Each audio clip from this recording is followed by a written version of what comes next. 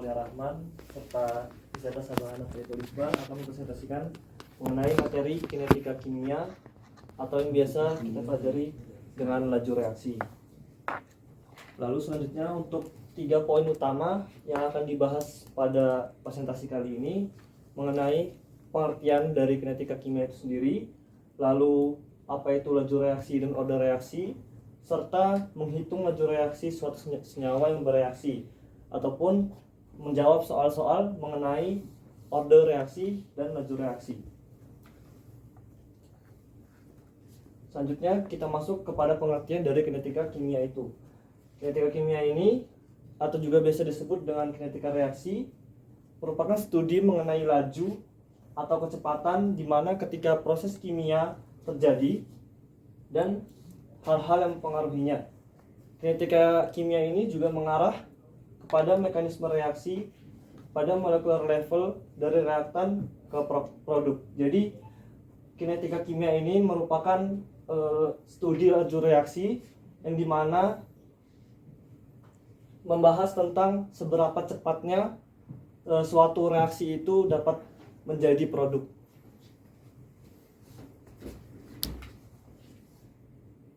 Lalu untuk teori laju reaksi sendiri, yang pertama itu adalah bertambahnya produk setiap waktu dan berkurangnya reaktan setiap waktu.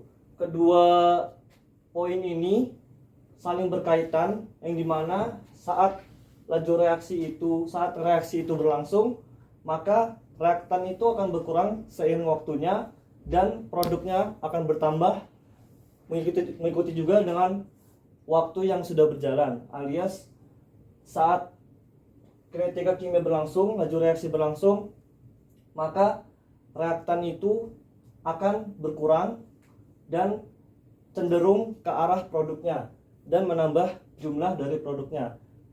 Tapi untuk laju reaksinya sendiri, saat sudah menimbulkan kekurangan pada reaktannya, maka laju reaksinya sendiri akan semakin menurun.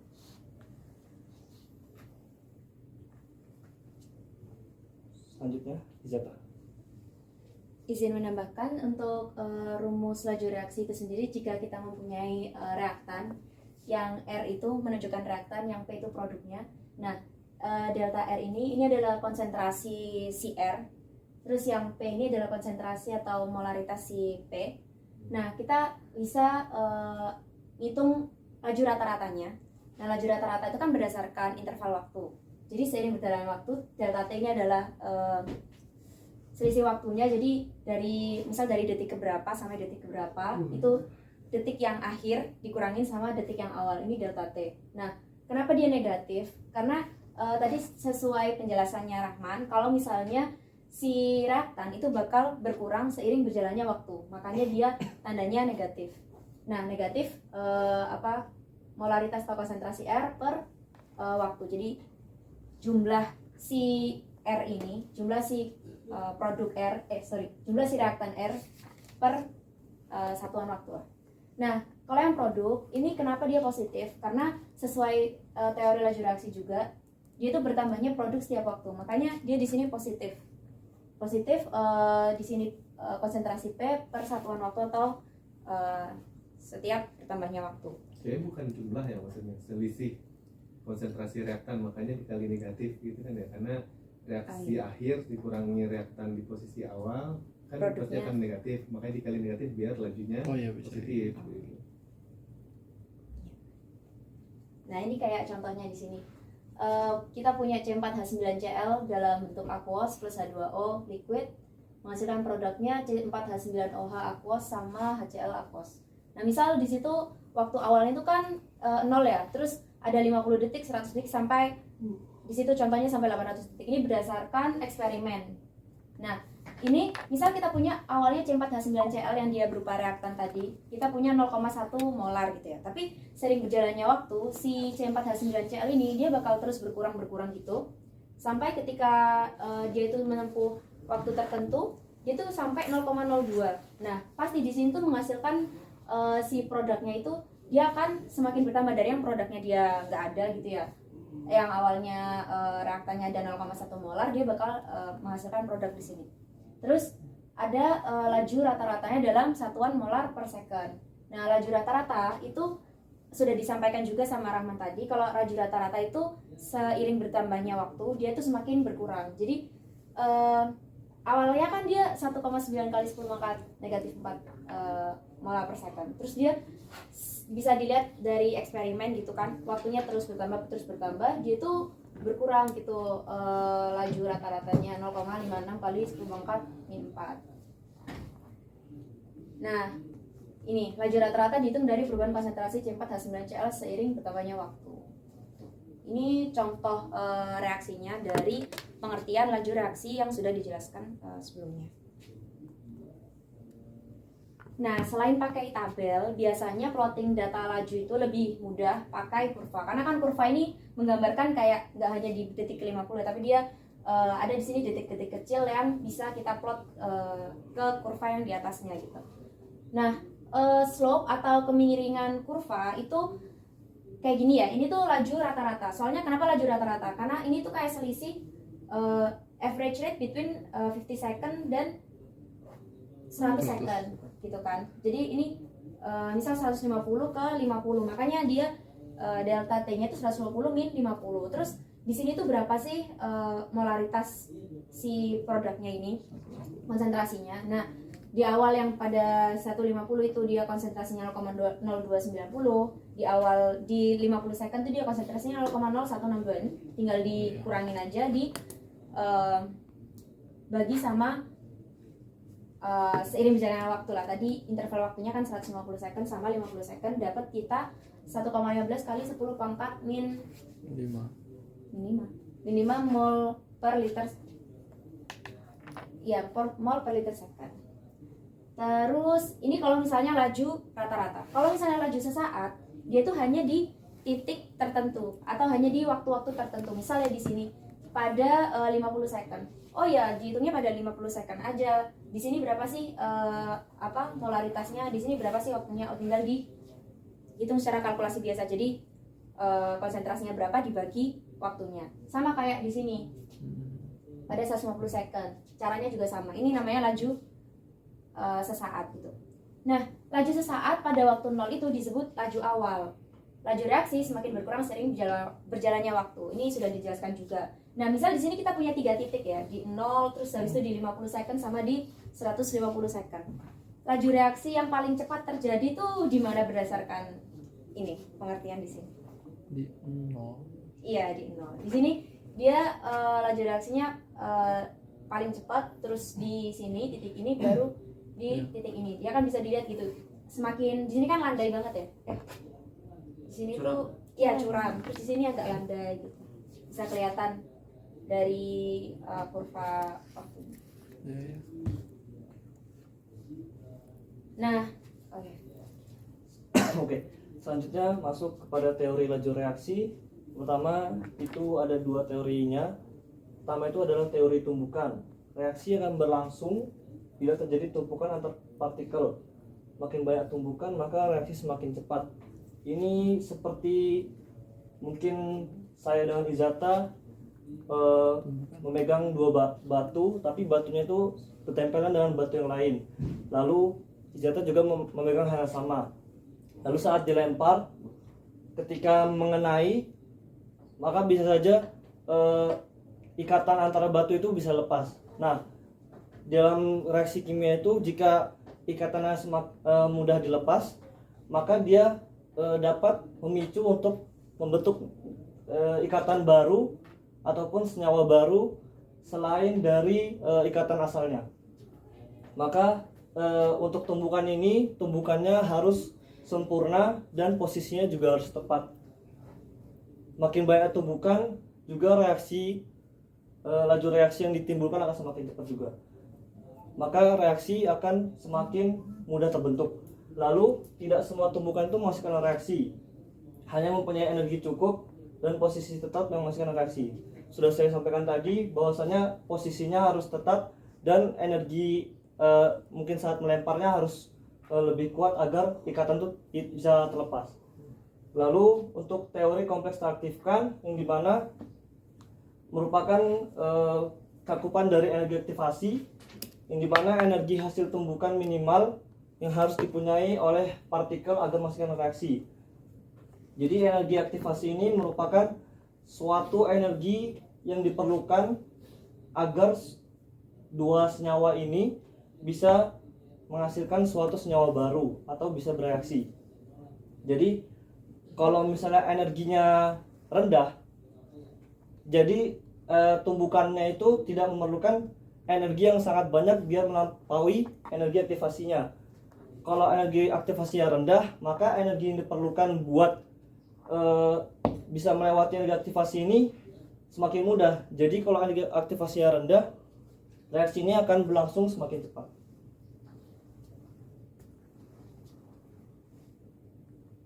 Ini berikut adalah contoh grafik dari teori energi aktivasi yang sudah dijelaskan Rahman. Jadi yang di atas itu adalah endotermik, yang di bawah itu eksotermis. Nah, kalau di endotermis itu teman-teman bisa lihat ya, energi aktivasinya dia tuh lebih banyak gitu. Jadi dia tuh lebih banyak membutuhkan energi aktivasi untuk menghasilkan si produk. Nah, kenapa? Karena dia itu sebenarnya kalau endotermis itu dia lebih banyak membutuhkan energi untuk dia itu bisa melepaskan energi gitu. Jadi energi yang dibutuhkan dia untuk menghasilkan, untuk bereaksi itu lebih banyak daripada energi yang dia lepas gitu. Contohnya kayak gini. Makanya dia energi aktivasinya besar kan daripada kita lihat di reaksi eksotermis. Si reaktan awal itu dia lebih cepat lah intinya. Kalau misalnya kayak gini energi aktivasinya kan. Ini kan kalau misalnya kita naik bukit lah, daripada bukit yang ini kan maksudnya lebih cepat naik yang ini. Nah, sedangkan setelah kita di sini, kalau di eksotermis dia tuh langsung menghasilkan produk secara spontan gitu loh. Maksudnya kalau misalnya yang ini dia masih nggak stabil, dia masih kayak belum securam inilah. Jadi dia itu langsung secara spontan menghasilkan suatu produk gitu. Nah, makanya energi aktivasinya di sini itu dia lebih butuh sedikit. Kalau misalnya dikaitkan lagi sama paling cepat, lebih cepat mana sih, endotermis atau eksotermis? Sebenarnya kalau menghasilkan reaksi ya paling cepat eksotermis. Kenapa? Karena energi aktivasi yang dibutuhkan dia untuk dia itu menghasilkan suatu produk lebih dikit daripada reaksi endotermis gitu. Nah, ini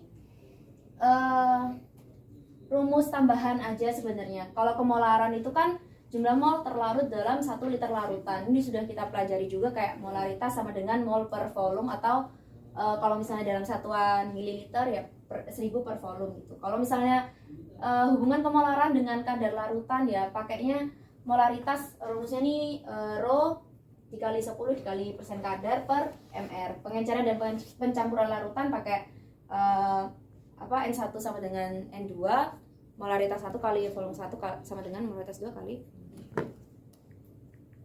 Nah, ini faktor-faktor yang mempengaruhi laju reaksi. Jadi cepatnya suatu reaktan dapat membentuk suatu produk itu dipengaruhi oleh beberapa faktor ini. Nah, yang pertama itu molar sama konsentrasi. Semakin banyak jumlah konsentrasinya, si reaktan itu akan lebih cepat untuk membentuk produk. Jadi reaksi yang terjadi akan semakin cepat. Misal kita punya HCl 1 molar sama HCl 2 molar. Yang lebih cepat 2 molar kan? Soalnya kan kayak dia tuh lebih mempunyai banyak konsentrasi atau lebih banyak kandungannya, dan otomatis kalau misalnya dalam ruangan gitu lebih banyak, itu kan lebih sering bertemu ya. Jadi kemungkinan dia untuk membentuk suatu hal yang baru itu semakin cepat.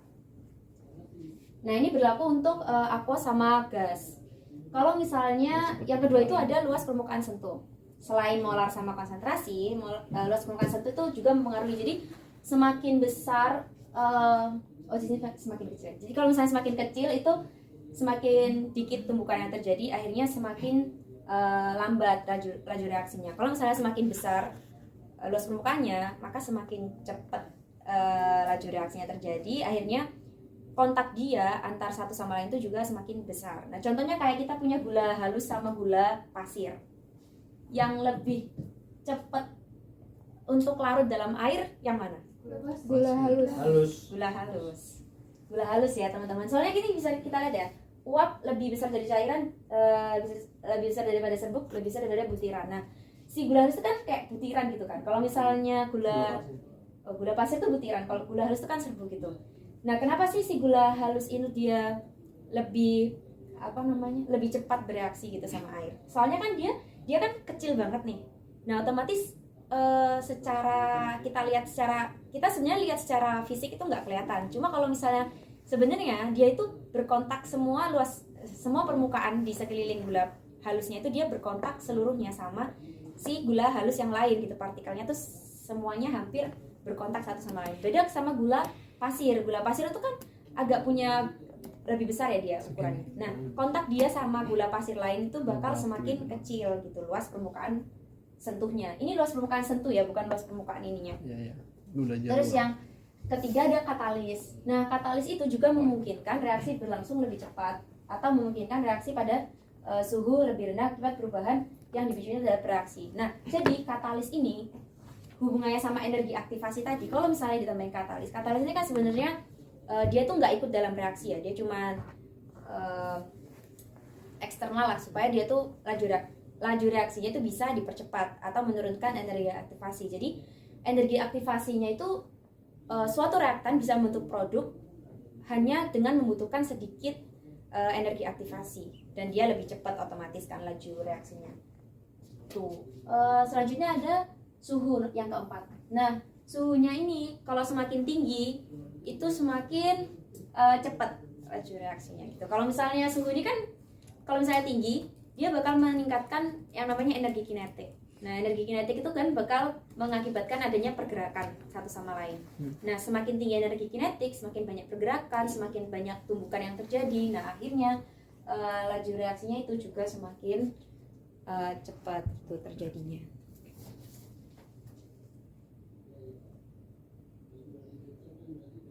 Nah, ini pengaruh suhu terhadap laju reaksi. Tadi seperti yang saya jelaskan, suhu tinggi mengakibatkan naiknya energi kinetik, kemudian mengakibatkan banyaknya tumbukan efektif yang terjadi, dan akhirnya laju reaksi juga meningkat. Ini sebenarnya rumus tambahan aja. Jadi kalau misalnya kita punya setiap kenaikan, ini contoh ya, kenaikan suhu 100 derajat Celcius, laju reaksi akan menjadi 2 kali lebih cepat. Maka rumusnya V2, laju reaksi kedua, itu sama dengan laju reaksi 1 dikali N. Ini berapa kali lebih cepatnya? 2 ya di sini, di soalnya. Dipangkatin sama delta T per 10 delta T-nya tadi kan temperatur. Iya, awalnya ya kenaikan suhunya, temperaturnya. Nah, harga N itu tergantung berapa kali kenaikan laju reaksinya. Kalau misalnya tertulis N-nya itu 2 kali ya, N-nya diganti 2 gitu. Kalau misalnya 3 ya diganti 3. Kemudian angka 10 di pembagi perubahan suhu itu kenaikan suhunya. Jadi berapa sih naiknya suhu itu diganti di sini. Ya, tergantung soal yang dipakai atau ditanyakan. Baik, selanjutnya masuk kepada persamaan laju reaksi atau rumus untuk mencari laju reaksi. Laju reaksi sendiri untuk itu adalah perubahan antara konsentrasi reaktan atau produk per satuan waktu. Juga besaran laju reaksi ini dilihat dari seberapa cepat atau lambatnya suatu reaksi kimia itu terjadi. Nah, laju reaksi ini dia mempunyai satuan molar per detik. Nah, untuk reaksi kimia sebagai berikut. Untuk reaksi kimianya AA plus BB menjadi produknya P kecil P besar plus Q kecil Q besar, yang dimana ini merupakan suatu reaksi kimia reaktan menjadi produk. Nah, maka hubungan antara laju reaksi dengan molaritasnya adalah V sama dengan K dikali konsentrasi dari senyawa A dan dipangkatkan oleh order reaksi A, lalu dikalikan lagi oleh konsentrasi dari senyawa B dan dipangkatkan dengan order reaksi Y. K sendiri merupakan tetapan dari laju reaksi. Dan untuk rumusnya ini merupakan rumus yang bisa mengikuti berdasarkan apa soal yang ditentukan. Jadi bisa saja order reaksinya itu ada 0 lalu 1. Jika order reaksinya 0, maka laju reaksinya tersebut bernilai konstan alias V sama dengan K atau konstantannya itu sendiri. Jika 1, maka laju reaksinya berlangsung 1 kali lipat, alias berlangsungnya itu bertambahannya seiring dengan pertambahan dari konsentrasinya. Nah, setelah saya jelaskan sedikit tadi, untuk grafik reaksi order 0, karena order 0 yang berarti konsentrasi A berpangkat 0 alias 1, jadi hanya bersisakan konstanta itu sendiri. Maka laju reaksinya konstan alias tidak ada perubahan sama sekali. Lalu jika grafik reaksi order 1 itu nilainya naik tapi 111. Berbeda dengan grafik reaksi order 2 yang dimana karena merupakan pangkat dari konsentrasi senyawa itu sendiri, maka laju reaksi pereaksinya itu dia meningkat 2 kali lipat dari sebelumnya.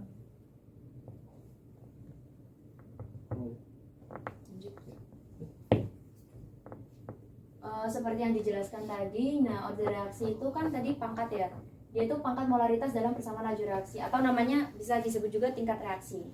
Nah dia tuh bisa ditentukan dari hasil eksperimen. Nanti kita coba soalnya. Jadi caranya tuh kayak konsentrasi zat dinaikkan, terus zat lain dibuat tetap. Kalau misalnya mau nyari yang satu, yang satunya dicari yang tetap gitu kan, baru dihitung yang satunya terus dipangkatin. Nah ini kayak contohnya. Kita punya NO2 dalam gas plus CO gas menjadi NO gas plus CO2 gas. Nah, itu laju reaksi awalnya 0,005, 0,080, 0,005 dalam satuan molar per second. Terus ada konsentrasi NO2 awal dalam satuan molar, ada konsentrasi CO awal dalam satuan molar. Nah, ditanya order reaksi terhadap NO2, order reaksi terhadap CO, order reaksi total, konstanta laju reaksi ketika NO2 0,40 molar dan CO 0,40 molar. Nah, ini kan tadi kita udah tahu nih rumus laju reaksi ya, V sama dengan konstanta kali konsentrasi NO2. Ini langsung masuk ke soal aja.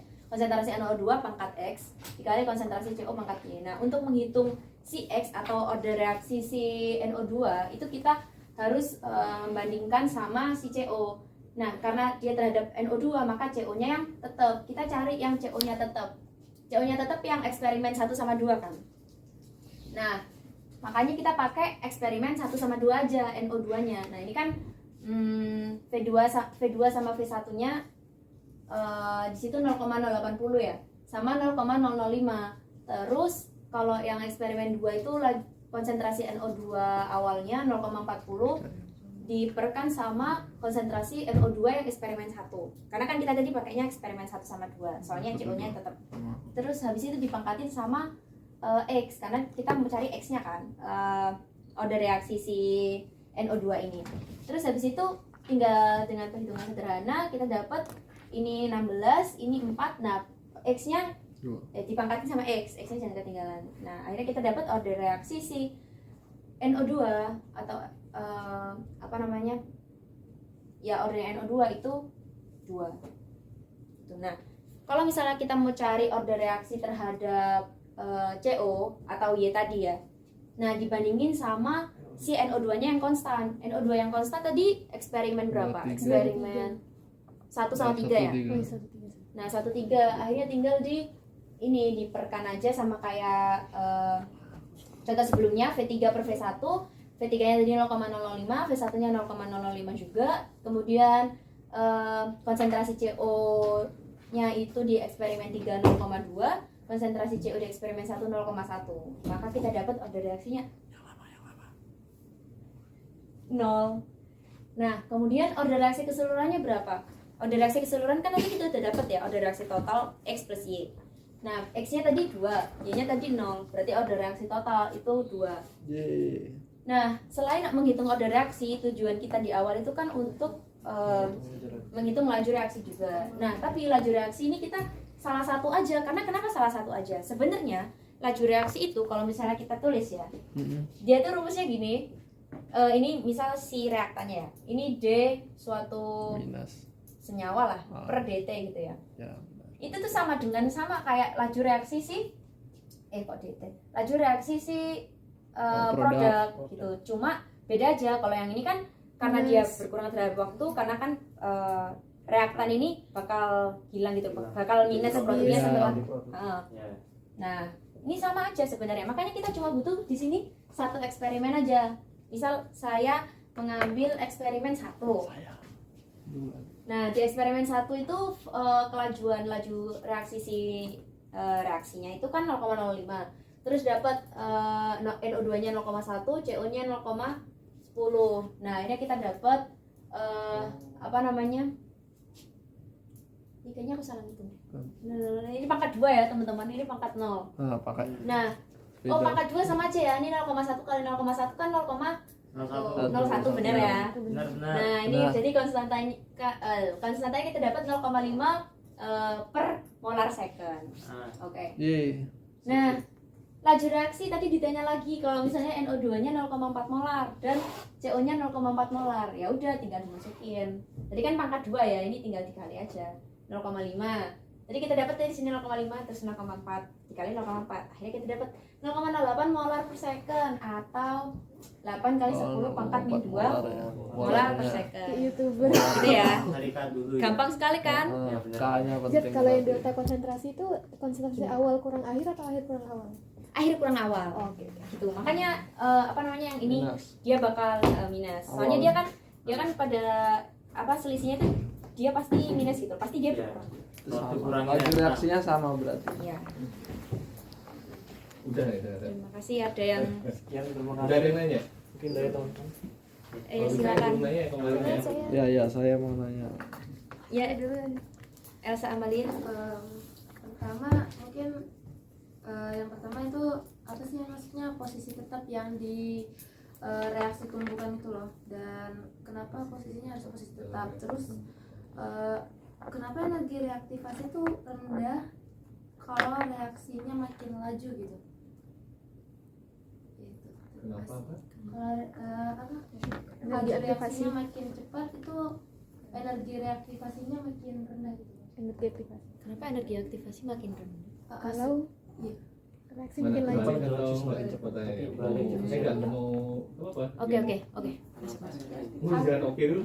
Kenapa Laju energi reaksinya makin cepat itu maka energi reaktivasinya itu makin rendah. Aktivasi. Kalau menurut Mbak Elsa berarti laju reaksinya dipengaruhi oleh energi aktivasinya. Iya. Penyebabnya apa gitu? Iya, gitu. Kenapa laju reaksi makin cepat menyebabkan energi aktivasi rendah seperti gitu? Atau sebaliknya? Coba pikir dulu. Laju mungkin kenapa energi aktivasinya semakin rendah. Sebenarnya kenapa bagaimana energi aktivasi itu mempengaruhi laju reaksi, kenapa bisa cepat? Iya, gitu. Berarti ini inklinasinya A menuju B, A-nya energi aktivasi. Oh iya, digambar itu. Nah, Ayo. oke. Kayak energi aktivasi yang rendah itu mempercepat laju reaksi berarti gitu. Kenapa laju reaksi? Faktornya. Kenapa kalau misalnya laju reaksinya semakin cepat, maka energi reaktivasinya itu yang dibutuhkan itu semakin rendah. reaktivasi mah tren F. Kenapa bisa Ya kalau nanya gitu ya gak apa-apa. Iya. Aku nggak tahu ya. kenapa harus rendah gitu kan? Aktivasi sa. Iya, aktivasi. Ya udah nanti tahan dulu. Hargai, respect. Ya. Parah tadi. Oke. Oke. Terus lagi siapa? Saya. Siapa Aku tadi udah. Ya ya, dari Farah dulu. Agung dulu. Agung. Titipan aja. Belum nanya. Agung. Aku juga belum nanya. Oh iya. ya udah siapa Ya, Agung yang dulu. harusnya nanya Renata aja ya, biar Renata kan tinggal nampil nih. Iya. Kemarin udah? Ya udah. Kamu mau nanya. Kemarin nanya apa Renata ya? Kemarin yang belum deh. Ya siapa ini? Agung. Ya udah, saya mau nanya nih. Ya Allah, dari Boleh kemarin dong waktu di diingat nanya apa kemarin? Nggak ada, saya siapa sih? Ayo, ya udah nggak apa-apa tanya ulang aja. Siapa? ya udah Tanya terserah ulang Udah, aja. silakan, Mas Itu Agung. Oh, kemarin saya. pertanyaannya bagus. Ya itu. udah. Iya, nanya. Masuk ke faktor-faktor laju reaksi tadi ya. Apa? Ada catatan nggak? Saya cuma harus yang tanya. Di sini itu katalis itu ada pengaruhnya nggak sih sama suhu? Misalkan ya suatu reaksi itu diberikan katalis dan juga pada suhu yang tinggi gitu loh. Apakah ada pengaruhnya pada katalisnya bisa rusak kah atau gimana, atau tetap aja gitu loh.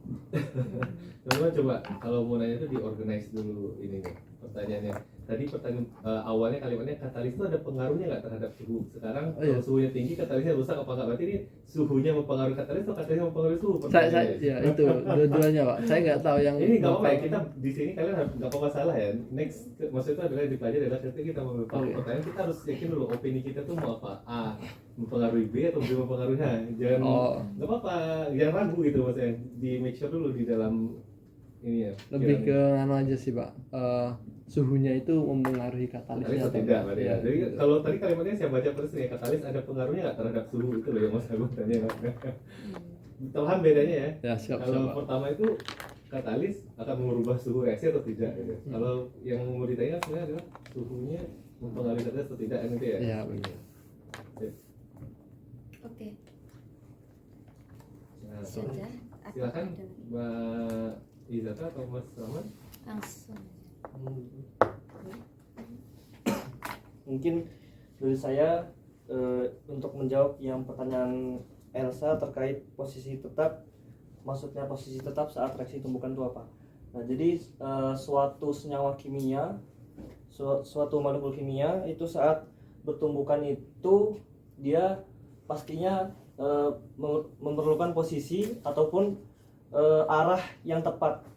Jadi misalnya kalau dia bertabrakannya antara bawahnya si molekul ini terus atasnya molekul ini kan dia tumbukannya kayak tidak sempurna gitu. Ya. Jadi kayak gini loh. Nah, tapi kalau dia begini alias posisinya tepat, arahnya tepat, nah itu kemungkinan dia melepaskan ikatan dari senyawa ini sama senyawa itu lebih mudah karena dia bertumbukannya maksimal, posisinya tepat. Jadi kayak energinya itu pas, energinya itu cukup buat memisahkan kedua senyawa ini. Jadi ikatannya lebih mudah terlepas saat posisinya tepat dan energinya juga pas, energinya juga cukup. Jadi bertabrakannya posisinya pas, jadi dia mudah melepas ikatannya. Iya. Untuk yang kedua, Yang tadi disampaikan Rahman kurang lebih sama kayak momentum ya. Kalau misalnya bertabrakan tuh posisi yang tepat tuh gimana agar dia menghasilkan kalau misalnya kita apa ya lebih cocok gitu kan, maksudnya cocok ini tumbukannya, pasti reaksi yang terjadi tuh bakal semakin cepat daripada kalau misalnya ini tumbukannya nggak tepat-tepat nih apa yang terjadi gitu kan, lama, semakin lama lah ini itu berpengaruh sama lamanya dia menjadi produk, lamanya si reaktan jadi produk. Terus yang kedua, kenapa sih semakin rendah energi aktivasi laju reaksinya semakin cepat gitu kan? Iya. Kalau energi aktivasi itu kan definisinya energi yang dibutuhkan untuk si reaksi ini bisa menghasilkan produk. Coba kalau sambil ngejawab pertanyaannya, slide yang ditunjukkan itu adalah yang berhubungan dengan yang ditanyakan.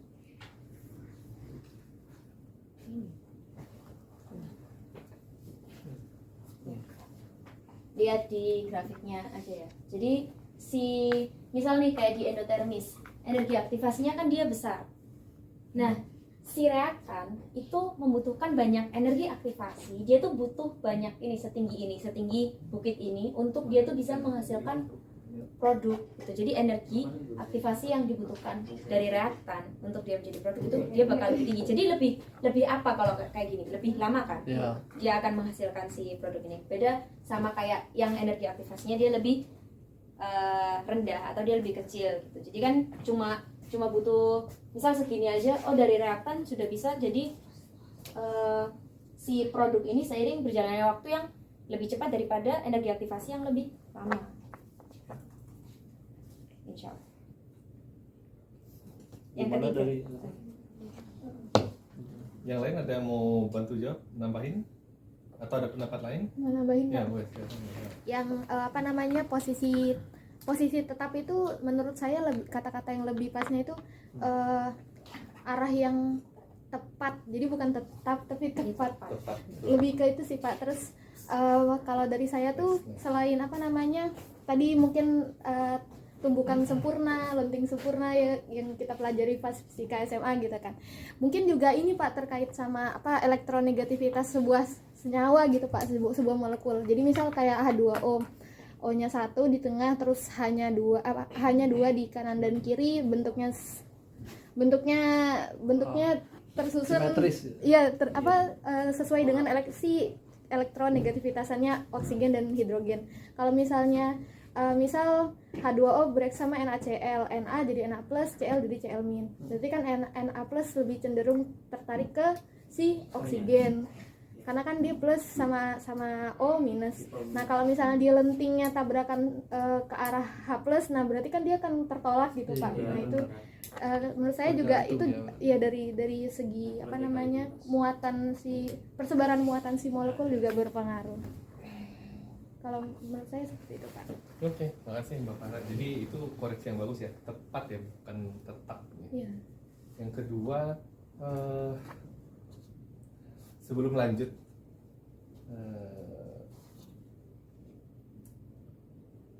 tapi nanti aja. Ini dulu, karena lagi ngebahas orientasi itu bagus sekali. Terima kasih sudah dibahas. Kalian nggak ada ini nggak? Ada bayangan nggak kira-kira yang kemarin kita balik lagi setelah kita hafal, pahami, analisis di badak sendiri, ada nggak reaksi yang orientasinya diarahkan supaya tepat?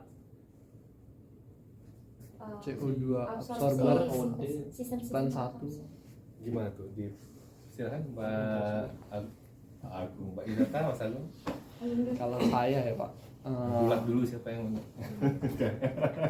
dari feed gasnya itu dari bawah dan aminnya itu dari atas, dikontakkan pada agar kontak luas permukaannya itu lebih besar, itu ada tray-traynya di dalamnya begitu. Oke, sip. Thank you. Kalau Mbak Idata mungkin ada pendapat yang berbeda? Tambahannya. Saya juga mikir itu sih tadi. Oh, tadi sama ya. Mungkin kayak di enggak. Nggak apa-apa loh. Ini yang lain silakan dulu. Di feed gas yang masuk kolom itu biasanya ada kon gitu biar Itu kayak distributor gitu ya. Yang dinas. Ya, boleh. Yang lain? Sebelum kita lanjut.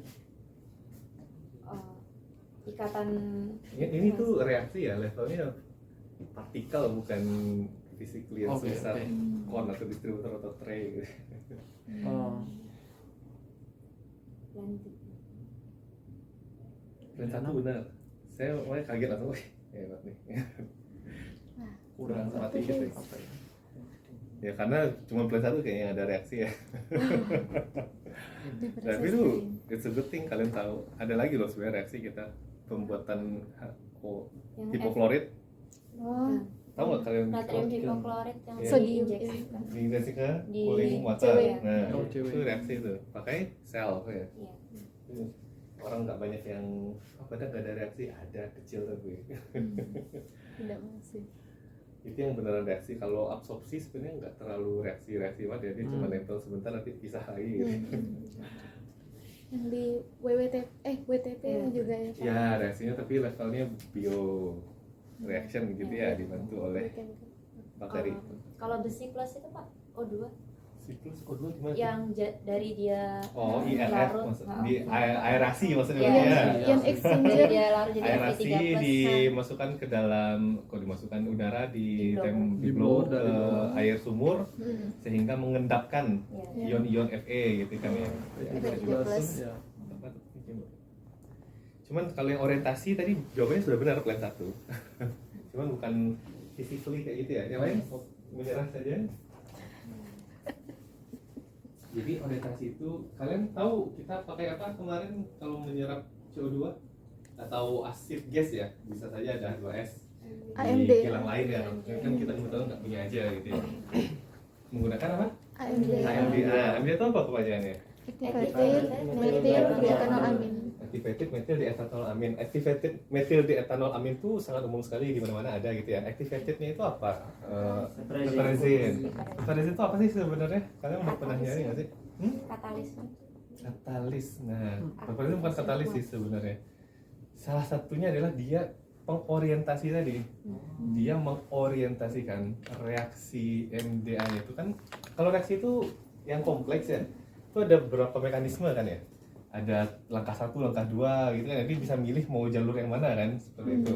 Mana energi aktivasi paling rendah, biasanya dia akan milih, ya sama lah kita disuruh jalan ke sana ke seberang, yang satu bukitnya tinggi, satu rendah, pasti kita nyari yang lebih gampang kan, kayak gitu. Sama aja dengan reaktan akan seperti itu. Si piperazine tadi dia MDA itu tuh akan lebih reaktif terhadap H2S. Dia tidak bereaksi sama CO2 kalaupun ia lambat gitu. Nah, piperazine tadi yang mengarahkan supaya dia MDA itu mengikat CO2 kayak gitu. Jadi itu termasuk yang mengarahkan atau mengorientasikan tadi gitu. Kalau tadi misalnya teman-teman bilang ada tray, ada kon atau distributor, itu physically ya, secara udah tampak mata gitu ya. Kalau ini kan kita lagi bahasnya laju reaksi secara level partikel gitu. Oke, sip. Energi aktivasi Pak mau tanya, ya. berarti kalau misalnya udah dari MDEA ditambahin sama activator tadi ditambahin piperazine, dia kan lebih mudah untuk bereaksi sama si CO2-nya ini. Apakah dia performanya ke H2S itu masih ya berpengaruh atau Ya berpengaruh pastinya kan ya, akan mengurangi H2S. Cuman kalau H2S-nya nggak ada di reaktor kan nggak ada masalah sebenarnya. Pak, kenapa badak pakai MDA? Padahal kan kita kan feed gasnya sangat minim H2S, tapi sangat kaya CO2. Makanya kita ganti jadi aktivatif MDA kan. Dulunya kan kita pakai Eucarsol, Oh. pakai DEA namanya, etanol amin. Gitu. Nggak ada ini lagi kah Pak, apa namanya senyawa lain yang cuma efektif sama CO2 gitu? Asid gas itu sebenarnya kan lebih acidity-nya lebih tinggi mana? H2S atau CO2? CO2 30%. Bukan, ke tingkat keasaman satu senyawa. H2S atau CO2 yang lebih asam sebenarnya dibandingkan. Lebih asam H2S ya, kan lebih punya H plus yang lebih gampang dilepaskan. Oh ya. Makanya apapun itu pasti H2S dulu yang akan terikat. Mau pakai MDA, mau pakai Eucarsol segala macam. Jadi kita nggak bisa bilang ya kenapa pakai ini gitu. Kita sih malah bersyukur kita punya CO2 saja gitu. Cuma sekarang gimana cara men-tackle kondisi sweeter gas ini kayak gitu kan ya. Aduh asin. Sebenarnya Pak, kan MDA-nya itu dibantu dengan 60% H2O gitu. Jadi porsinya itu Oh ya. 60% air, 40% MDA. Itu hitung-hitungan Persenannya. komposisinya itu bagaimana ya Pak? Maksudnya berdasarkan apa gitu kok bisa 60% air dan 40% Eksperimen. MDA gitu? Ya betul, dari eksperimen Oh. atau dari vendor sebenarnya kan ada arahan. Kalau kita kebanyakan strength apa akibatnya, kekurangan strength apa akibatnya. Nah, tapi saya takut malu Pak nih pertanyaan. Boleh saya tahan dulu Pak? Oh iya, boleh. Enggak. Yang energi aktivasi tadi kita selesai dulu bentar ya. Thank you Mas Sujud, nanti ingetin lagi aja ya terakhir ya. Karena itu bagus pertanyaan. Baru aja ditanyain sama bapak-bapak manajemen ke kita kemarin. Ini Mas, bahasanya udah kayak bapak manajemen. Masya Allah. Tadi energi aktivasi paham semua nggak kira-kira pertanyaannya Mbak Elsa gitu? Yang benar tuh apa sebenarnya tadi? Laju reaksinya yang mempengaruhi atau energi aktivasinya yang mempengaruhi? energi aktivasinya? Aktivasinya ya, berarti ya. Karena kan laju reaksi itu akibat gitu ya dari apa sih fenomena yang kita sedang amati. Energi aktivasi salah satu faktor yang mempengaruhi laju reaksi. Ya, ya kalau jawabannya segampang ketika aktivasinya rendah, ya pasti dia akan lebih cepat laju reaksinya gitu ya. Karena dia memilih gini aja kalian lari gitu ya, lebih cepat mana lari kamu melewati bukit dengan benar atau yang harus nanjak, pasti lebih ngos-ngosan dan nanjak kan sama gampang gitu. Cuman tadi ada beberapa hal yang perlu saya koreksi karena fundamental sifatnya yang disampaikan oleh Mas Rahmat dan Mbak Inata. Tapi saya kasih kesempatan, ada yang mau meng-catch pertanyaan itu, kalau iya bisa saya kasih bonus tambahan. Ada dua sebenarnya. Ya beneran dengerin apa enggak nih temen yang ngobrol tuh, kasihan Mbak Inata sama Mas udah berdiri dari tadi. Kalau yang Dan itu masih terkait energi aktivasi. Pak, kalau yang iya, masih mau saya tanya ini tuh ini sih Pak, tadi kan Kalau ditunjukkan. misalnya nggak nyambung jadi penelitian tambahan aja ya di belakang. Iya Pak, nggak apa-apa, ini saya berdasar kepo aja Pak. Iya. Tadi kan ada ditunjukkan kurva yang apa, derajat kemiringan gitu-gitu kan. Oh, Nah, itu- boleh dilihatin. Itu Di- apa namanya, kalau misal kan saya itu pernah lihat Pak, ada video gitu kan orang sedang melakukan reaksi Mengeksperimen. kimia, ya, eksperimen gitu. Nah pas dicampurkan tuh pertama dia nggak ada perubahan apa-apa, terus tahu-tahu dia Zing, langsung perubahannya gitu masif ya, gitu cepet Pak. ya. Nah itu nanti bentukan Kurvanya seperti kurvanya apa kayak gitu. gimana. Nah Saya mau nanya dulu, teman-teman tuh dapat kalkulus nggak sih di semester 1 atau 2 ini? Nggak ada ya, Pak. dapat ya. Nah, ini tuh sebenarnya sangat bisa dijawab dengan kalkulus ya. Turunan masih ingat nggak kira-kira? Tapi udah SMA tuh belajar nggak? Saya lupa. Integral turunan tuh belajar nggak ya? Nah, ini tuh kan DV/dt sebenarnya ya. DV/dt itu sesaat, turunan itu adalah apa namanya? Saya udah lupa bahasa istilahnya, slope ya, Iya. kemiringan gitu ya. kemiringan. Nah, kalau jadi balik lagi ke slide sebelumnya boleh ya ini. Ini kan cuman ini adalah apa namanya ya?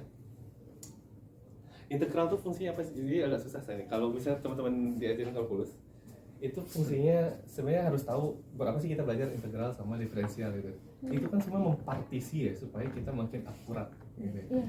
Nah ini kan mempartisinya ya terserah saya gitu ya. Kalau delta t-nya besar, ya saya bisa nih kayak gini. Saya akan mempartisi beberapa histogram gitu ya. Oh iya. Paham kan ya? Jadi jaraknya. Kalau dia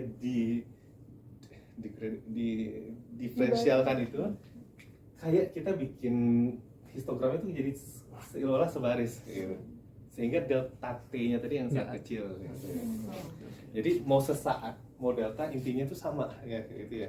Jadi kita melihat laju reaksi itu adalah turunan dari fungsi itu sehingga dia disebut kecepatan. Segampang kalau mungkin, kalau paling gampang mungkin dulu belajarnya ini ya, percepatan, kecepatan kayak gitu ya, jarak. Nah, itu kan diturunkan satu-satu aja tuh. Masih ingat kan rumusnya ada yang pangkat 2 diturunin jadi pangkat 1, diturunin jadi jarak gitu istilahnya. Jadi konstantanya m-nya gitu. Nah, yang kedua tadi pertanyaan dari Mbak Farah itu kenapa dia tadi tidak bereaksi itu sebenarnya itu laju reaksinya seperti apa? Bentukannya tetap kurva biasanya. Kan kita tadi belajar ada order. Jadi saya udah menggugurkan satu nih. Yang saya tanyakan nggak ada yang mau nanya order reaksi itu apa ke Mbak Izata sama Mas Rahman. Tadi udah dibilang atau udah nangkap ya pengertian order reaksi itu? Kalau dia saya tanya balik nih di bawah. Order reaksi itu apa sih? Kalian nggak Belum sih, Pak. terintrik buat Iya, nanya? Pak. Emang kalian cuma tadi belajarnya berhitungnya memang gitu kan ya? Cuman kalian nggak pengen nanya order reaksi itu apa sebenarnya? Gitu. Nah ini bersangkutan dengan pertanyaan Mbak Farah tadi, bentuk kurvanya seperti apa? Karena bentuk kurva itu akan sangat tergantung dari laju atau order reaksi tadi itu. Gitu ya. Kalau order 1 ya nggak lurus gitu ya. Order 2 dia akan polinomial pangkat 2 gitu dan seterusnya gitu ya sebenarnya. Menjawab dulu yang pertanyaan Mbak Farah, berarti sebenarnya ketika awal dia tidak bereaksi, dia lagi berorientasi kayak gitu ya. Lagi mencari si energi aktivasinya itu. Ketika dia sudah terlewati energi aktivasinya, baru hitungan laju reaksi dimulai ketika dia Melewati. reaktan berubah jadi produk gitu. Jadi ya normal aja, tetap sesuai ordernya jawabannya, kurvanya. Kalau kenapa dia belum bereaksi ya karena dia masih belum menemukan. Pertama misalnya ini malah jadinya pertanyaan kedua nih, tapi nggak apa ya. Lebih karena dia belum, misalnya kalau di endotermis, oh ternyata dia harus dipanaskan dulu, atau kayak fotosintesis ya, dia harus dapat matahari dulu, baru dia dapat energi untuk bereaksi, sama kayak tadi. Atau satu lagi nih, saya nggak bisa jelasin karena ini pertanyaan kedua. Yakin nggak ada yang mau nanya? Saya tanyakan ke tim yang maju gitu ya. Apakah selalu harus ada tumbukan untuk ada reaksi? Kayaknya harus. Nah, Bersentuhan. harus bersentuhan. Batal dulunya. Mungkin pengaruhnya ke lajunya aja Pak. Lajunya. Jadi bisa jadi even nggak ada tumbukan pun, karena suatu reaksi itu kalau misalnya di suatu misalnya larutan apa kita larutan apa, itu dia nggak ada tumbukan apapun tuh pasti ada apa reaksi yang terjadi gitu loh produknya dia. Walaupun dia nggak bertumbukan nih. Wireless. Bisa Pak. Cuma Boleh mungkin ya. Gimana Banaknya dulu gimana? Mbak Nakia. Menurut saya harus ada tumbukannya Harus. Pak, karena kalau nggak bertumbukan nanti nggak bakal menimbulkan reaksi. Nggak ada interaksi gitu ya. Kalau Mbak Farah gimana? Contohnya Kalau misalnya nggak ada tumbukan tetap bisa terjadi reaksi. Soalnya kalau saya pernah baca tuh reaksi kimia tuh antara dua, melepas ikatan sama membentuk ikatan.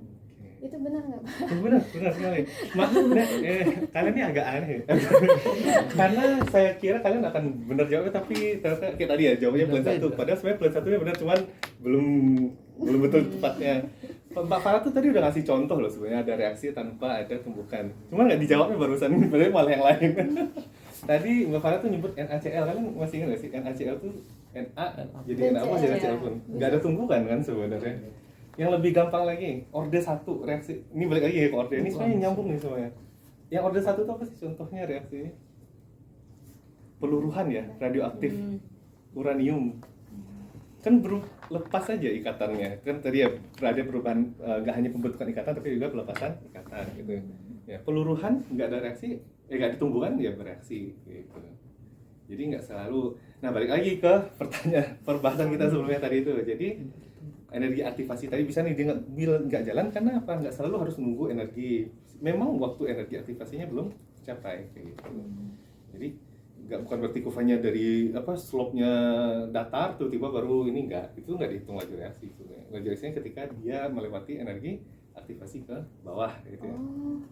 Nah, balik lagi ke yang slide yang ini nih. Ini perlu yang paling terakhir nih. Beneran nih nggak ada yang mau nanya nih ya. Ini lumayan fundamental nih, harus dibetulkan. Tadi ada satu kalimat yang menurut saya kurang pas. Oh di slide ini guys. Bisa ini guys ya betul. Yuk, enggak.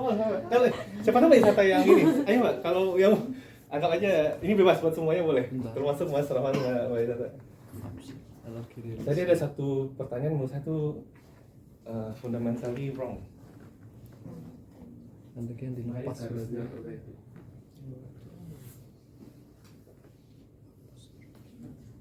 Yang terserah itu yang dilepas. Di sini. Atau saya tanya dulu deh pertanyaan bonus yang lain sebelum yang fundamental tadi. Kalau rumus ini kenapa ditampilkan di sebelah ini? Kayak ini murni nanya sejujurnya. Oh, Hubungannya apa ke laju reaksi? Yang lain beneran nggak mau nanya. Kalau tuh ngerasa agak aneh ini buat apa ini dimasukkan gitu ya? Atau saya nggak nangkap? Coba minta tolong boleh diulangi. oh, sebenarnya ini tambahan aja sih Pak. Soalnya kan kalau ini kan laju reaksi jadi berhubungan nanti pada Sama akhirnya pengolahan slide gitu. ini pengolahan. Terus kalau misalnya Yang nomor mau 2 ini dicampur. apa nih? Saya nggak nangkap jujur. ini biasanya ini anu sih Pak, diketahui itu ada persen kadar larutannya kalau misalnya disol. Jadi biasa. Kenapa Jadi- dikali 10 itu apa fungsinya? Contohnya Contohnya kami nemunya rumusnya udah kali Oh, 10 gitu. Pak. Jadi kayak rho kali 10 kali O persen kadar. Oke. apa contohnya? Apa 10. ini Ada yang tahu konversi- atau apa ini saya Oh, iya, saya iya. sendiri bahkan juga nggak tahu Apa? ini buat apa. apa konversi apa Kayaknya satuan konversi dari sih. rho-nya itu? Hmm. Oh iya. Pokoknya kilogram, terus ini gram per mol gitu. Iya, satuannya juga. Jadi Apa ya? kalau memang mau disampaikan, kalau bisa nanti dilengkapi maksudnya apa gitu ya, apa karena perubahan apa konversi satuan misal gitu ya. Kalau enggak sih saya ngerasa kurang pas aja sih, saya nggak mau terima 10 itu apa. Atau dilengkapi contoh soalnya yang teman-teman temukan boleh apa juga. Dan kalau bisa di luar ini lah, karena ini satu hal yang fundamental sekali, panjang penjelasannya tadi itu ya. Terus tiba-tiba ada ini nyempil saya. Mending penjelasannya yang lain terkait ini. Karena penjelasannya udah bagus. Cuman satu line aja yang menurut saya sih kurang pas lah. Di akhir malah di kesimpulan. Nah tadi udah bagus itu, pas kesimpulannya kok salah.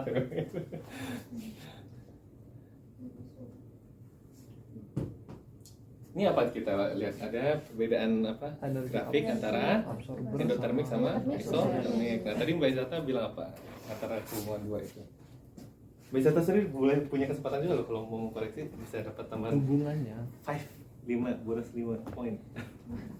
kalau kita Saya biasanya kalian tahu nggak sih, sering kali teman-teman tuh nilainya di bawah garis.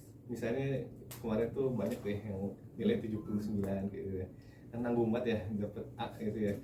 Nah biasanya saya ngasih yang kayak gitu tuh buat ngatur, oh ini dulu pernah dapat ini saya katrol gitu. Jadi jangan segan-segan mengambil bonus ya, takutnya nanti kalian akan butuh gitu. Kayaknya saya tahu deh. Nah, apa tuh coba? Ya tadi saya bilang. Ayo. Yakin yang lain nggak mau, kan mau disalib Mbak Isata sendiri?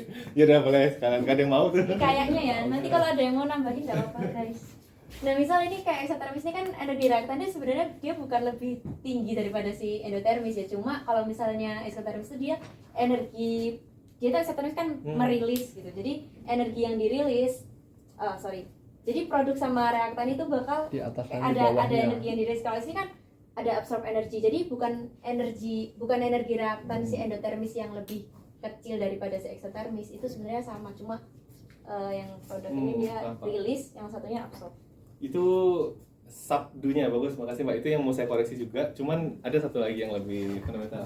Jadi itu betul ya, saya sekalian sudah disampaikan Mbak Isata. Jadi sebenarnya belum tentu ini tuh eksotermis tinggi. selalu lebih kecil ya daripada endotermis, tergantung reaksinya apa sebenarnya gitu ya. Bisa jadi jumlah energi mereka sama seperti itu kan ya. Karena kan kita nggak tahu nih angka absolutnya berapa nih yang di sini. Perbedaannya adalah betul nih sampai Mbak Isata tadi barusan dikoreksi. Energi produknya lebih tinggi daripada reaktan, sehingga secara total reaksi dia membutuhkan Lebih energi banyak. gitu ya, atau energi absorb. Makanya namanya endotermis. Dia kan butuh energi ini naik dari posisi. Jadi kalian kalau ketika melihat reaksi itu nggak perlu lihat bukitnya berapa ya. Awal sama akhirnya aja namanya. Ingat nggak sih besaran vektor sama skalar tuh bedanya apa, kan kecepatan sama laju gitu ya. Nah itu awal sama akhirnya itu adalah lebih tinggi daripada awalnya. Makanya dia butuh energi gitu ya.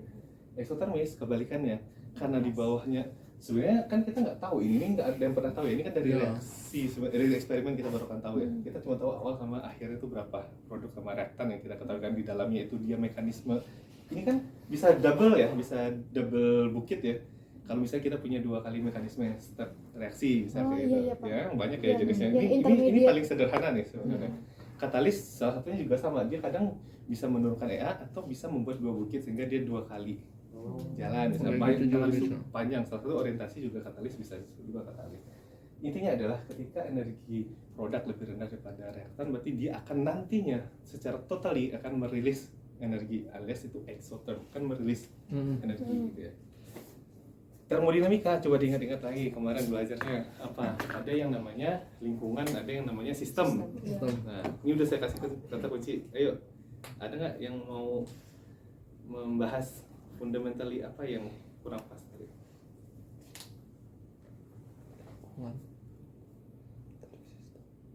Masalah eksotermis sama endotermis.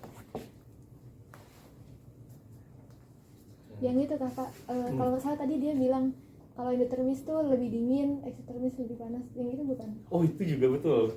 Itu berarti ada 3 nih ya. Wah. Enggak, Jadi- aku tadi nggak bilang lebih panas. Iya lagi. betul, itu bilang tadi. Jadi gini, Oh, saya iya. mau baca pertanyaan kayak gini ya. Kalian benar iya. banyak loh sebenarnya yang perlu didengarin teman-teman itu ya. itu ngomong nih. Energi produk pada reaksi endotermis lebih tinggi daripada energi reaktan. Tapi kenapa temperatur akhir produk lebih rendah? Kan kalau endotermis ngambil temperatur kan ya. Iya. Jadi saya paham nih maksudnya Mbak Izana itu apa sebenarnya. Cuman makanya saya tanya ini bedanya sistem sama lingkungan gitu. Ketika endotermis memang dia kan naik tuh. Kalau enggak, itu kan lebih panas berarti kan ya energi produk. Cuma kan endotermis lebih dingin. Iya kan endotermis Iya, kan Pak. Iya, yang lebih dingin itu rasanya apa? Lingkungannya. lingkungannya. Sistemnya dia ngambil panas, makanya dia naik energinya diabsorb. Yang kita bilang dingin kemarin kan kita bilang tuh ada temperatur atau termometer yang bisa ngukur. Yang kita ukur apa? Lingkungannya kan sebenarnya.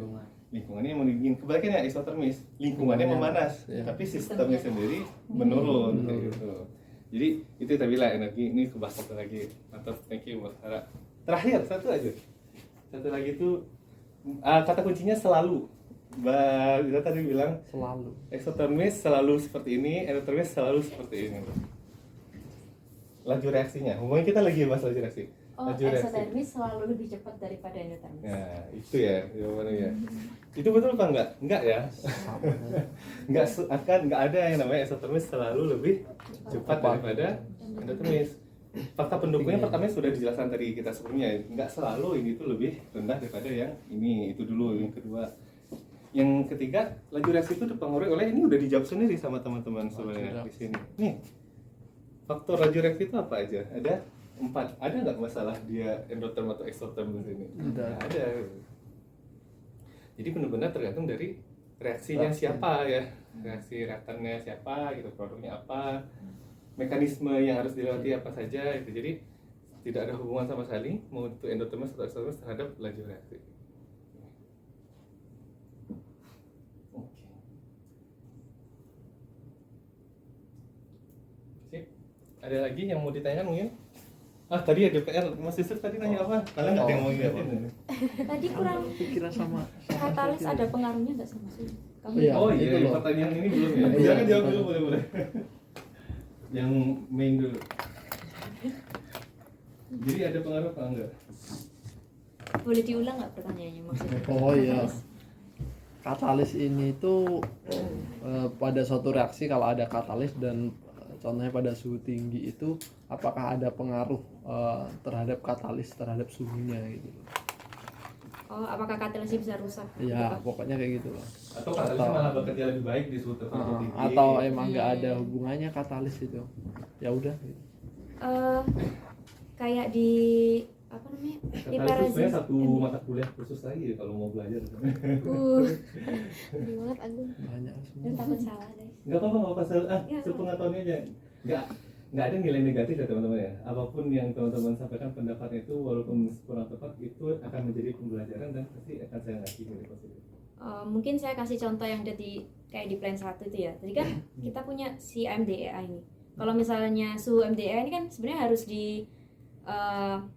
harus nggak boleh lebih tinggi, nggak boleh tinggi-tinggi, nggak boleh rendah-rendah gitu. Makanya disesuaikan kan supaya dia bisa nge-absorb acid gas itu lebih baik. Jadi yang tadi seharusnya ditambahin piperazine untuk mengabsorb CO2 supaya dia lebih bisa ngikat CO2 itu menurut saya dia itu harus sesuai gitu suhu si ininya, suhu si katalisnya untuk dia bisa lebih lebih cepat lah reaksinya itu lebih bisa terjadi secara lebih efektif atau bisa menghasilkan produk lebih cepat. Oh, berarti tidak melulu untuk suhu yang tinggi itu dapat lebih baik untuk laju reaksi itu ya.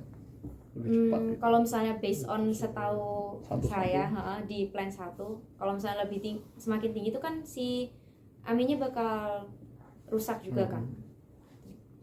Oke. Ya. Insya Allah. Sudah. Correct me if Paham I'm sama, wrong. Pak. Maksudnya Ada pasal CMU. berarti nggak selalu suhu itu lebih tinggi itu lebih baik gitu, Pak ya. Ya, yang namanya ini beda. Jangan lupa ya, ini tuh kita lagi ngomongin apa pertanyaan, katalisnya atau laju reaksinya gitu ya. Kalau laju reaksi udah clear ya, pasti akan ada pengaruhnya ketika temperaturnya lebih tinggi. Itu kan mempercepat energi kinetiknya alias tumbukannya tadi gitu ya segala macam. Tapi kalau dalam katalis itu pasti yang namanya material ya, apapun itu, termasuk katalis kan ada logam, ada katalis tuh di perut kalian masing-masing, di usus kalian juga ada banyak katalis ya, yang kita bilang enzim kalau bahasa orang biologi gitu ya. Ada namanya temperatur optimum, mau itu PT atau platinum itu kan diagung-agungkan dalam dunia katalis karena fungsinya yang lumayan stabil gitu ya, mau dia kondisi asid, mau high temperature segala macam dia stabil gitu ya. Yang mana berarti kalau dari sana kan kalian harus menangkap tuh dengan kalimat seperti itu, oh platina itu kenapa bagus dinilai karena di kondisi ekstrim dia masih bisa tahan. Berarti kan sebenarnya katalis itu kalau akan ada namanya temperatur atau kondisi range optimumnya gitu ya, ketika dia terlalu rendah dia nggak aktif sisinya misalnya, atau terlalu tinggi dia akan menjadi denaturasi ke enzim kita gitu kan ya. Kalau kepanasan temperaturnya kan yang biologis itu seingat saya dulu pasti akan denaturasi istilah gitu ya, rusak gitu. Kayak itu tuh yang kalau kita lagi ngomongin katalis nih, pengaruh temperatur ke katalis. Jadi dibedakan ya laju reaksi atau katalisnya yang lagi diomongin gitu. Oke, siap, Pak. Terus tadi ada lagi pertanyaan terkait apa ya? Kayaknya saya ada PR tadi selain yang itu. Atau yang itu dulu deh, tanyakan apa? Yang ini udah terjawab semua kan ya? Iya. Sudah. Nah, izin bertanya, jadi sebelumnya diperlihatkan terkait perubahan kenaikan ordesa 0 sampai 2. Oh iya. Itu yang nyebabin perubahan kenaikan grafik derajat perbedaan orde itu apa ya? Faktornya apa? Sama tadi range ini ya, konsentrasi amin ya yang Amin, ditanyain ya, sama 60% dari itu. Oh. Iya Pak. konsentrasi. Orde mau tadi ada nanya juga, ya udah nggak apa dibahas aja deh, itu betul sekali. Ini Orde Oh. ya silakan dijelasin, yang lain paham dulu ya orde reaksi itu apa tuh. Tadi kan sudah ada contoh soalnya juga ya. Jadi kalau misalnya kita mau cari order reaksi itu kan hubungannya sama laju reaksi yang udah diketahui gitu, sama hubungan si konsentrasi atau si molaritas suatu senyawa atau molekulnya.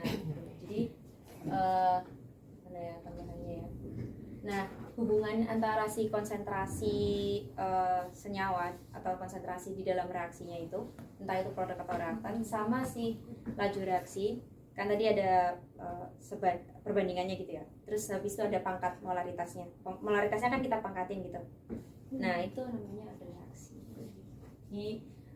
Dimasukkan ke rumus, tadi ada rumus laju reaksi kan ada K-nya juga. Terus habis itu ada yang pangkat X sama pangkat Di Y. nextnya coba next ada tuh, udah kalian tulis lagi ya itu. Nah, ini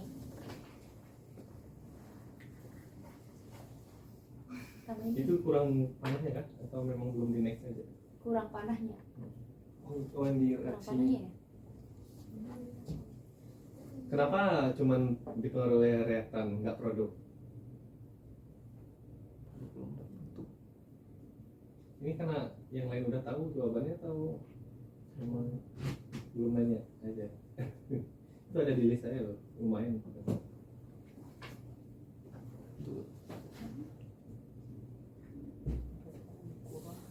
Bukannya sama aja. Sesaat. Iya kan? Soalnya Betul nggak? Sama dengan produk. Tapi betul nggak pernyataan saya? Iya kan ya? Ini cuman dipengaruhi reaktannya itu kan ya? A sama B. P dan Q kan nggak masuk rumus tuh. Walah ya. Kenapa? Kenapa P dan Q-nya? Karena sama. Oh, Karena sama nggak Pak? Awal produk. apanya yang tahu? Iya kalau misalnya Boleh dijelaskan biar yang lain paham juga, yang diam-diam aja nih. Mungkin karena reaktannya kan berkurang Pak seiring dengan bertambahnya produk, jadi mau pakai yang reaktannya ataupun pakai produknya sama aja Pak untuk dari order reaksinya. Oke. Yang lain mungkin ada pendapat? Nah, mungkin berdasarkan hasil eksperimen kan kita melihat habisnya suatu reaktan gitu, makanya yang dihitung itu cuma bagian reaktannya saja. mungkin izin nambahin ya Pak. Sebenarnya saya agak kurang setuju sama pendapatnya Rahman dan pendapatnya Yusuf. Nah, Kayak ada yang janggal gitu kan. Ini tuh sebenarnya kan ada contoh soal tadi di awal ya. Nah itu coba udah ada sebenarnya risetnya. Yang ini. Nah, ini kan kenapa sih di sini tuh kita cuma ngitung yang C4H9Cl ini kan reaktannya. Iya. Terus di sini kita udah dapat average rate. Itu kenapa nggak H2O juga ikut misalnya kayak gitu? Nah, soalnya kita di awal itu memang kita di awal tuh punyanya masih sih si C4H9Cl ini, kita tuh nggak tahu si reaksi ini ketika dia direaksikan sama H2O bakal Bentuk apa? iya bentuk senyawa apa gitu. Dan ketika seiring berjalannya waktu gitu kan ada menghasilkan laju reaksi, menghasilkan apa di sini, nanti kita baru tahu seiring berjalannya waktu ini baru dapat nih ada produk baru, yaitu sih ya insya Allah. terus H2O tidak diikutkan karena tadi bilangnya aqueous sama gas aja Pak. Karena konsentrasi. Nggak pakai kemarin. Jawabannya sebenarnya sudah kita bahas kemarin. Tuh. Iya. Ya, Reaksi itu ada dua jenis. Itu contohnya, makanya tadi saya bilang panas itu penting sekali. Makanya Reversible, jangan lupa. reversible. Iya, Reversible. Karena ini reversible. karena ini reversible. Kurang. Jadi produk itu terlibatkan kalau reaksinya Reversible. reversible gitu ya. Kalau ini irreversible. Makanya panah kan satu aja sebetulnya dari reaktan ke produk. Ketika dia reversible, barulah produk juga bisa dikonsiderasi sebagai salah satu faktor dalam laju reaksi. Reaksi. Sebenarnya sih kalian pasti udah pernah belajar, cuma lupa aja gitu. Oke, lanjut tadi terakhir yang Amin. Ini Yusuf sendiri lupa dari pertanyaan dia. Yang sama ya, mirip tadi dengan katalis yang saya bilang itu ya, yang namanya range operasional itu pasti ada optimum range gitu ya. Sama juga dengan konsentrasi, nggak hanya temperatur gitu ya. Temperatur, konsentrasi, pressure pasti semua itu ada yang namanya optimum gitu ya. Amin contohnya gitu ya, dia akan optimum dari 38 sampai 42%. Gitu. Alasannya apa? Dari eksperimentasi dan dari kebutuhan operasional. Kemarin kita belajar, udah saya bilang apa ya kemarin ya, kayak Farah kemarin yang bilang ada habor yang ini ya, kontak proses. yang kontak atau yang kontak ya kayaknya, yang kontak yang ada pengaruh pressure gitu ya. Sama juga dengan Amin tuh kalau banyak ya nggak masalah, cuman apa, kita rugi dong, regenerator kita kerjanya lebih keras, dia harus meregenerate Amin yang strength yang lebih besar, energinya habis, steam kita habis gitu ya. Terus kita mau nangkap CO2 yang cuma 3% di feed gas gitu, buat apa kita punya rumah sebesar-besar cuma masuk sedikit doang misalnya gitu kan ya. Sebaliknya kalau dia terlalu rendah apa kan jadinya, kalau Amin itu kan basah gitu ya, kalau konsentrasi basahnya semakin rendah berarti kan secara larutan dia lebih ke arah asam gitu ya, lebih asidik jadinya gitu kan, jadinya bisa pitting corrosion. Ya tahu ya tadi strength-nya aja nggak cukup untuk CO2-nya misalnya lebih tinggi yang ada itu, misalnya CO2-nya 6% tapi kita cuma punya strength 36 atau 32 atau 31%, ya dia nggak akan sanggup untuk mengambil semua asid atau heavy hidrokarbon yang perlu kita lucut dari feed gas. Nah, intinya akan ada yang namanya optimum range gitu ya. Oke, pertanyaan lain? Oke, saya ada satu lagi sih, tapi kayak lupa saya catat. Tapi di otak saya bilang ada satu yang belum terbahas sebenarnya. Lupa. Ini sambil ngeliat slide ada kali ya? Dari awal Kak? Boleh di spread. Ada satu. Tapi udah di tengah-tengah sih tadi. Kayaknya yang saya bahas. Kalau masalah apa namanya, contoh soal nanti silahkan dilengkapi detail kayak tadi ya, yang itu kan belum lengkap tuh yang 10 apa gitu. Iya. Kalau mau di share infonya dilengkapi aja, itu silahkan dibaca aja sama teman-teman yang lainnya. Cuman saya pengennya yang fundamentalnya aja yang pengen tak, enggak ini sih, ini udah tadi kita bahas full terus permukaannya yang coba tadi dulu ya.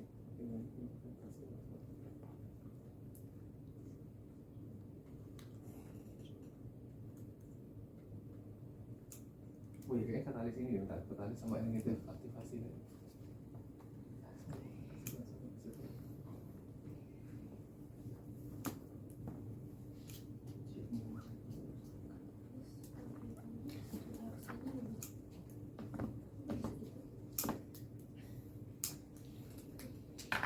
Itu tadi tanahnya aja.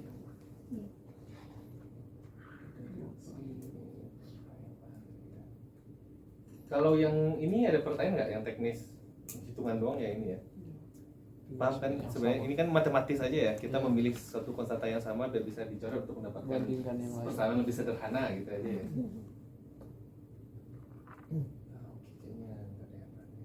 Kayaknya katalis itu saya lupa kenapa. Nanti aja kalau saya ingat pasti saya sampaikan di kelas lagi.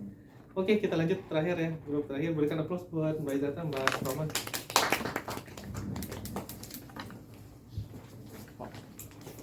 Dan Nata udah ingat nanya apa? Nah, benar Pak. Jadi di Renata menanyakan bagaimana tekanan osmosis itu Dipengaruhi oleh konsentrasi gitu.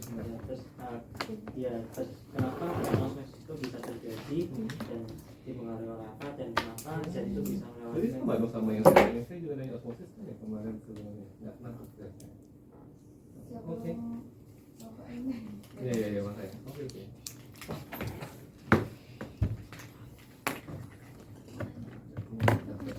Ada pertanyaan yang sama.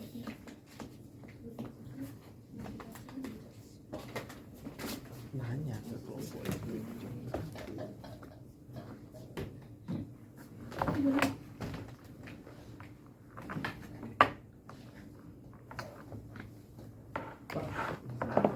Maaf sebelumnya karena waktu sudah memberikan pukul segini apa? Oh iya ya, 5:08 ya. Iya. Atau gimana? Terserah kalian sih, mau dilanjut atau di next aja? Mungkin dari rekan-rekan juga beberapa belum saat Iya, benar. Oh, belum sholat asar tadi? Iya. Ya, Pak. Kita lanjutkan next aja berarti kalau gitu ya. Kapan tapi ya? Sholat dulu baru lanjut. Nggak usah nanti. Bisa. Bapaknya bisa Gitu aja, atau Kak? tidak? Kalau saya sih nggak apa-apa, saya udah sholat asar soalnya. Oh, Gimana mau?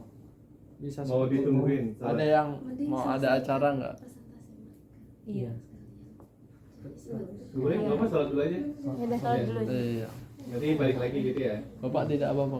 Kalau saya nggak masalah, karena saya mau dinas, jadi nggak ada waktu lagi sampai seminggu ke depan. Oh iya. Mending selesaikan aja. Kami izin sholat asar dulu. Ya, mau. Makasih ya udah diingetin Mas.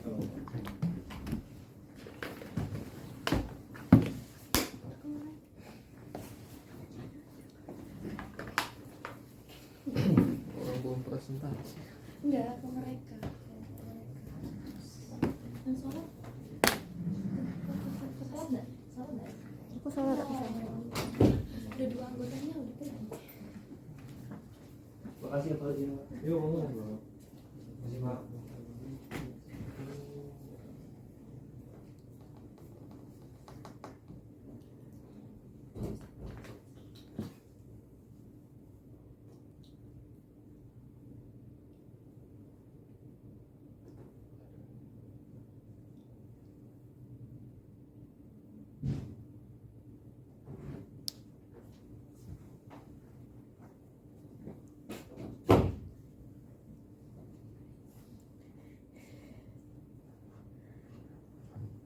Aku mau nanya, Jangan nanya dulu, aku belum Enggak. sholat. Aku belum sholat.